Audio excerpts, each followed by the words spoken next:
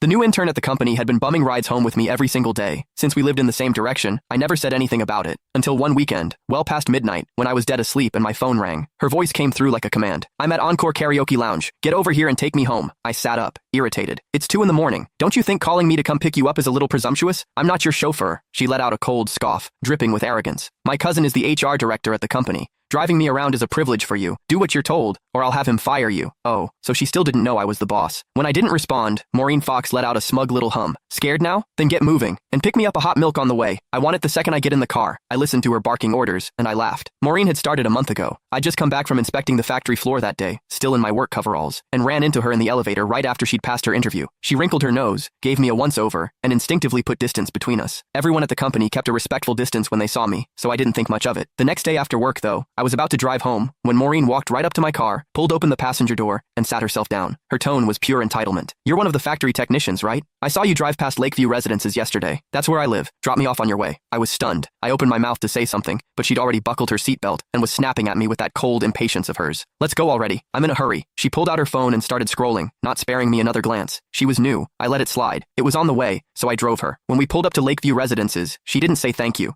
She just shoved the door shut and walked off without looking back. I thought that would be the end of it. It wasn't. From that day on, Maureen showed up in my passenger seat after work like clockwork. Never asked, never waited for an invitation. Before I could even object, she started making demands. "From now on, stop by my building in the mornings when you're heading in. Pick me up on the way. I hate the smell of smoke. I know it's your car, but no more smoking in it. I got down here 3 minutes before you today. Be faster next time. Don't make me wait. These seats are too hard. Bring a cushion for me tomorrow. Something soft. I don't like the color of this car. When you get a chance, wrap it in pink." Now I knew. Her cousin was the HR director. "Hello? Why aren't you saying anything? Are you on your way or not?" Maureen's impatient voice crackled through the phone again. I yawned. "No, I'm going back to sleep. Call yourself a cab." I hung up. Before I could even set the phone down, it rang again. Maureen again. "Are you out of your mind? You actually hung up on me? Do you have any idea that my cousin is sitting right next to me?" I replied lazily. "Oh, and?"